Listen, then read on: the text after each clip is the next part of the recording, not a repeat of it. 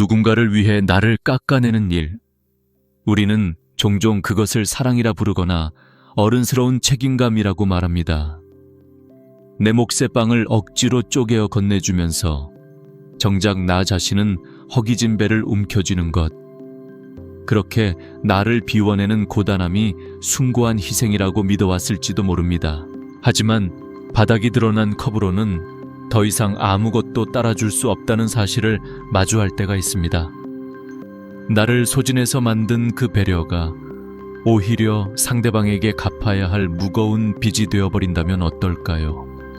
우리가 믿어온 그 착한 희생이 사실은 관계를 가장 빠르게 말라붙게 만드는 원인이라면요. 대한민국이라는 치열한 경쟁 사회에서 이기적이라는 말만큼 날카롭고 두려운 비난은 드물지도 모릅니다. 우리는 아주 어릴 때부터 나 자신을 돌보는 것보다 타인의 기분을 먼저 살피는 눈치를 생존 본능처럼 익혀왔습니다. 조직의 화합을 위해 내 의견을 접는 것이 미덕이고, 가족의 기대를 충족시키기 위해 개인의 욕구를 희생하는 것이 성숙함의 증거라고 배워왔으니까요. 내가 조금 손해를 보더라도 둥글게 넘어가는 태도가 사회성 좋다는 칭찬으로 돌아오는 세상에서 자신의 몫을 먼저 챙기는 일은 종종 계산적이거나 전기 없는 행동으로 치부되곤 합니다. 지하철 막차에 몸을 실은 사람들의 무거운 어깨를 봅니다. 하루 종일 상사의 표정을 살피고 동료의 업무를 떠안고 친구의 하소연을 들어주느라 정작 자신의 에너지는 바닥난 상태일 겁니다. 하지만 우리는 그 고갈된 상태조차 밖으로 드러내지 못합니다. 내가 힘들다는 사실을 표현하는 것이 혹여 상대방에게 짐이 될까봐, 혹은 내가 약한 사람으로 비칠까봐 두려워하기 때문입니다. 피곤한 몸을 이끌고 집에 돌아와서도 쉴 틈 없이 누군가를 챙겨야 한다는 압박감은 우리를 짓누릅니다. 이러한 착한 사람 콤플렉스는 단순히 개인의 성격 문제가 아닙니다. 희생을 사랑의 크기로, 인내를 충성심의 척도로 가늠하는 사회적 분위기가 만들어낸 거대한 흐름입니다. 네가 참아, 우리가 남이야 라는 말들은 따뜻한 위로처럼 들리지만 실상은 개인의 경계를 허물고 무조건적인 헌신을 강요하는 무언의 주문과도 같습니다. 우리는 사랑받기 위해 혹은 인정받기 위해 스스로를 땔감으로 태워가며 관계의 온도를 유지하려 애씁니다.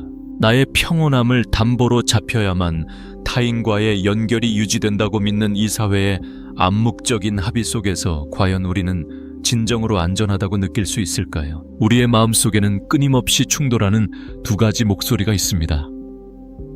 하나는 사랑하는 사람들에게 더 좋은 친구, 더 헌신적인 연인, 더 믿음직한 가족이 되고 싶다는 따뜻한 욕구입니다. 하지만 그 밑바닥에는 나를 돌보고 싶다는, 아니, 어쩌면 그저 잠시 멈추고 싶다는 절박한 비명도 함께 깔려 있습니다. 이 모순된 감정 사이에서 우리는 묘한 죄책감을 느낍니다. 주말에 온전히 나만을 위해 시간을 쓰는 것이 왠지 모르게 이기적인 사치처럼 느껴지고, 누군가의 부탁을 거절하는 순간 내가 나쁜 사람이 되어버릴 것 같은 불안감이 엄습합니다. 그래서 우리는 내 체력이 바닥났다는 신호를 애써 무시하고 남은 에너지를 쥐어짜듯 긁어모아 타인에게 건네줍니다. 마치 마른 수건을 쥐어짜 물 한 방울을 만들어내려는 것처럼 고통스럽고 억지스러운 노력을 기울이는 것입니다. 이런 상황에서 우리가 타인에게 건네는 것은 겉보기에는 친절과 배려라는 포장지로 쌓여 있지만 그 안에는 불안이라는 내용물이 담겨 있을 때가 많습니다. 내가 쓸모있는 사람임을 증명해야 한다는 강박, 내가 희생해야만 이 관계가 유지될 거라는 두려움이 우리를 끊임없이 움직이게 만듭니다. 나를 위한 빵 한 조각조차 남겨두지 않은 채 허기진 배를 움켜쥐고 타인에게 빵을 양보할 때 우리의 표정은 웃고 있을지 몰라도 마음은 서서히 말라가고 있습니다. 사랑이라는 이름으로 행해지는 이 자기 소진은 결국 나 자신을 갉아먹는 행위가 됩니다. 하지만 사회는 이러한 자기 파괴적인 헌신을 여전히 미덕이라고 칭송하기에 우리는 고통스러워하면서도 멈추는 법을 잊어버린 채 계속해서 자신을 퍼내고 있습니다. 문제는 이렇게 나를 희생해서 건넨 마음이 상대방에게 온전한 기쁨으로 닿지 않을 때가 많다는 것입니다. 내가 무리해서 베푼 친절은 무의식 중에 보상심리라는 꼬리표를 달고 갑니다. 나는 이만큼 힘들게 너를 배려했는데 상대가 그만큼의 고마움을 표현하지 않거나 내 기대만큼 반응하지 않으면 그 헌신은 순식간에 서운함과 원망으로 변질됩니다. 내가 너를 위해 어떻게 했는데 라는 말이 목구멍까지 차오르는 순간 그 관계는 이미 기울어진 것입니다. 이것은 더 이상 순수한 사랑이 아니라 내가 지불한 고통에 대한 대가를 요구하는 무거운 거래가 되어버립니다. 받는 사람 입장에서도 마찬가지입니다. 상대방이 자신을 깎아내리며 주는 사랑은 편안한 선물이 아니라 갚아야 할 빚처럼 부담스럽게 느껴집니다. 자신이 고갈된 상태에서 타인을 돌보려는 노력은 마치 빈 컵을 들고 목마른 사람에게 물을 주겠다고 다가가는 것과 같습니다. 아무리 컵을 기울여도 상대의 목을 축여줄 물은 나오지 않고 오히려 나의 초조함과 상대의 실망감만 쌓여갈 뿐입니다. 내가 행복하지 않은 상태에서 타인의 행복을 위해 애쓰는 것, 그것은 어쩌면 서로에게 가장 슬픈 위선이 아닐까요? 나의 결핍을 숨긴 채 타인을 채우려 할 때 우리는 왜 그토록 공허해지는 걸까요? 우리는 아주 오랫동안 진정한 사랑은 희생을 동반한다는 믿음을 의심 없이 받아들여 왔습니다. 부모님이 자식을 위해 맛있는 반찬을 양보하시던 모습, 연인을 위해 자신의 꿈을 잠시 접어두는 드라마 속 주인공들의 이야기가 우리의 무의식에 깊이 각인되어 있기 때문일 것입니다. 그래서인지 우리는 사랑의 깊이를 측정할 때 얼마나 즐거웠는지 보다는 얼마나 참았는지 혹은 얼마나 내어주었는지를 척도로 삼곤 합니다. 나를 깎아서 상대를 채워주는 행위가 고귀한 것이며 만약 고통스럽지 않다면 그것은 충분히 노력하지 않은 것이라고 여기는 경향이 있습니다. 내가 가진 것을 남김없이 탈탈 털어주었을 때 비로소 내 진심이 증명된다고 믿는 슬프고도 아름다운 착각입니다. 이러한 믿음은 우리에게 나를 남겨두는 것에 대한 죄책감을 심어줍니다. 내 몫의 휴식, 내 몫의 즐거움을 챙기는 것이 마치 상대방에 대한 배신처럼 느껴지게 만듭니다. 관계가 조금이라도 삐그덕거릴 때면 우리는 습관적으로 내가 더 잘했어야 했는데, 내가 더 참았어야 했는데라며 자책의 화살을 자신에게 돌립니다.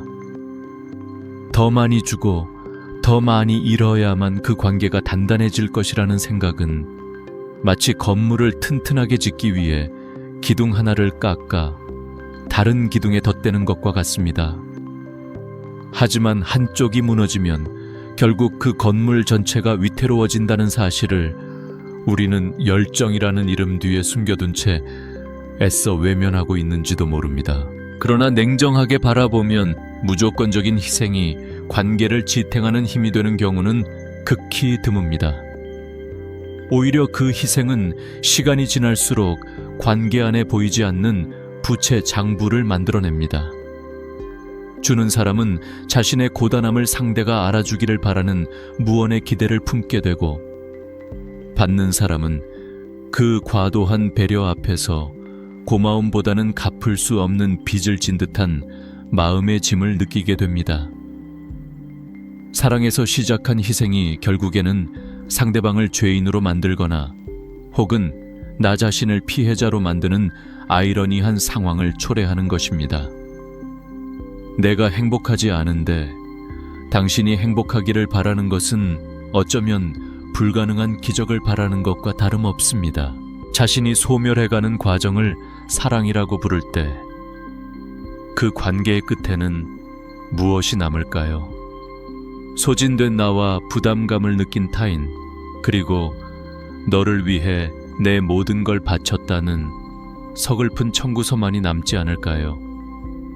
우리가 그토록 지키고 싶었던 것은 상대방의 미소였을 텐데 정작 내 얼굴에서 웃음이 사라진다면 그 관계가 과연 건강하게 지속될 수 있을까요? 우리가 바라보는 시선을 조금만 옮겨본다면 진정한 나눔의 의미는 전혀 다른 풍경으로 다가옵니다. 타인을 돌보는 힘은 나의 결핍을 쪼개어 건네는 뺄셈의 과정이 아니라 내가 먼저 차오르고 넘쳐 흘러 자연스럽게 전해지는 확장의 과정일지도 모릅니다. 옹달샘을 생각해 봅니다. 샘물은 누군가의 목을 축여주기 위해 억지로 물을 쥐어짜지 않습니다. 그저 자신의 깊은 곳에서 물이 솟아나와 웅덩이를 가득 채우고 그 물이 넘쳐 흐를 때 비로소 주변의 땅을 적시고 생명을 자라게 합니다. 자신이 먼저 가득 차 있기에 흘려보내는 일에 아까움이 없고 대가를 바라는 조바심도 생겨나지 않는 것입니다. 식탁 위에 빵이 가득 담긴 바구니를 가진 사람을 상상해 봅니다. 그는 먼저 자신의 배를 충분히 채웁니다. 허기가 사라지고 기분이 좋아진 그는 콧노래를 부르며 남은 빵을 주변 사람들에게 권합니다. 이때의 나눔은 가볍고 경쾌합니다. 상대방이 빵을 받아 먹으며 웃을 때 그는 함께 웃을 수 있습니다. 상대가 혹시 고맙다는 말을 잇더라도 크게 개의치 않습니다. 이미 나는 배가 부르고 행복하기 때문입니다. 반면 자신이 먹을 빵 한 조각을 굶어가며 떼어주는 사람의 마음속에는 필연적으로 비장함과 슬픔이 서려 있습니다. 그 빵을 받아먹는 사람조차 왠지 모를 미안함에 목이 멜지도 모릅니다. 우리가 진정으로 사랑하는 사람에게 주고 싶은 것은 나의 희생으로 만들어진 눈물 젖은 빵이 아니라 나의 풍요로움에서 나온 웃음 섞인 빵이 아닐까요? 나를 먼저 돌보는 행위는 결코 이기적인 외면이 아닙니다. 그것은 오히려 내가 사랑하는 사람들을 더 오래 더 건강하게 지키기 위한 필수적인 유지 보수 작업과 같습니다. 자동차가 먼 길을 달리기 위해 주유소에 들르는 것을 두고 시간을 낭비한다고 비난하지 않는 것처럼 우리가 마음의 연료를 채우기 위해 잠시 멈추는 것은 관계의 긴 여정을 위해 반드시 필요한 시간입니다. 내가 단단하고 평온해야 나의 곁에 있는 사람들도 그 안정감에 기대어 쉴 수 있습니다. 늘 지쳐있고 예민한 상태로 곁을 지키는 것보다 잠시 떨어져 있더라도 건강한 에너지를 회복하고 돌아와 환하게 웃어주는 것이 상대방에게는 훨씬 더 큰 위로가 됩니다. 결국 나를 사랑하는 일과 타인을 사랑하는 일은 서로 다른 방향을 향하는 것이 아니라 하나의 뿌리에서 나온 두 개의 가지인 셈입니다. 우리의 일상에서 이러한 관점을 적용해 볼 수 있는 몇 가지 작은 생각의 전환점들이 있습니다. 첫째, 누군가의 부탁을 받았을 때 즉답을 하기 전에 아주 잠시 내면의 배터리를 확인하는 시간을 가져보는 것입니다. 지금 내게 남은 에너지가 이 일을 감당하고도 웃을 수 있을 만큼 충분한지, 아니면 이것을 수락했을 때 나중에 원망이 생길 것 같은지 스스로에게 조용히 물어보는 과정은 관계를 지키는 안전장치가 됩니다. 둘째, 거절을 상대에 대한 부정이 아니라 나의 회복을 위한 선택으로 정의해보는 시도입니다. 지금은 내가 조금 지쳐 있어서 다음에 더 좋은 모습으로 돕고 싶어요 라고 말하는 것은 억지로 돕다가 관계를 망치는 것보다 훨씬 더 책임감 있는 태도일 수 있습니다. 셋째, 나를 위한 휴식 시간을 노는 시간이 아니라 마음을 가는 시간으로 여겨보는 것입니다. 농부가 다음 해의 풍작을 위해 겨울 동안 땅을 쉬게 하듯 내게 주는 쉼은 게으름이 아니라 내 마음의 토양을 비옥하게 만드는 생산적인 활동임을 기억하는 것입니다. 넷째, 내가 행복할 때 그 기운이 공기처럼 퍼져나가 주변을 밝힌다는 사실을 신뢰하는 것입니다.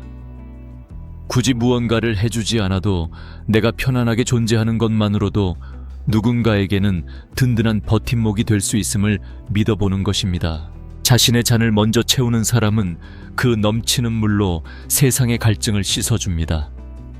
억지로 퍼낸 물은 금세 바닥을 드러내고 흙탕물을 일으키지만 샘솟아 넘치는 물은 맑고 투명하여 누구에게나 기꺼이 스며듭니다. 이제 묻고 싶습니다. 당신이 소중한 사람들에게 진정으로 건네고 싶은 것은 당신을 쥐어짠 고통의 흔적입니까? 아니면 당신 안에서 차오른 맑은 기쁨의 여운입니까? 오늘 하루도 누군가를 위해 혹은 어딘가에 소속되기 위해 부단히 애쓰셨을 당신의 밤이 깊어가고 있습니다. 텅 빈 잔을 들고 이리저리 뛰어다니느라 지친 마음을 잠시 내려놓고 이제는 그저 고요히 앉아 있어도 괜찮습니다. 우리는 여전히 무언가를 하지 않으면 도태될 것 같고 나의 쓸모를 증명하지 않으면 사랑받지 못할 것 같은 불안함 속에 살고 있지만 사실 당신의 존재 가치는 당신이 건네주는 빵의 개수나 물의 양으로 결정되는 것이 아닙니다. 나무가 그저 그 자리에 튼튼하게 서 있는 것만으로도 누군가에게 그늘이 되어주듯 당신이 당신 자신으로 온전히 존재하는 것, 그 자체가 이미 누군가에게는 든든한 배경이 되고 있을 테니까요. 이제는 희생이라는 무거운 단어 대신 충만함이라는 따뜻한 단어를 마음에 품어보셨으면 합니다. 나를 채우는 시간은 세상과 단절되는 고립의 시간이 아니라 더 맑고 건강한 기운으로 다시 세상과 연결되기 위한 숨 고르기의 시간입니다. 내가 행복해야 나의 곁에 머무는 사람들도 나의 그림자가 아닌 나의 빛을 함께 누릴 수 있습니다. 그러니 부디 타인의 허기를 달래주려다 당신의 영혼이 허기지는 일을 너무 오래 견디지는 않으셨으면 좋겠습니다. 당신의 평온함이 곧 당신이 사랑하는 사람들에게 줄 수 있는 가장 귀한 선물이 될 테니까요. 어쩌면 내일 아침 습관처럼 또다시 나보다 남을 먼저 살피려는 자신을 발견할지도 모릅니다. 그것은 당신이 그만큼 따뜻한 사람이라는 증거이기도 하기에 굳이 자신을 탓할 필요는 없습니다. 다만 그 순간 아주 잠시 멈춰서서 스스로를 다독여주면 좋겠습니다. 억지로 짜낸 배려가 아닌 내 안에서 자연스럽게 흘러넘치는 다정함이 닿기를 바라는 마음으로 말입니다. 분주했던 마음의 소음을 끄고 오직 나만을 위한 고요한 공간으로 돌아온 지금 당신의 빈잔을 가장 먼저 채우고 싶은 것은 무엇인가요?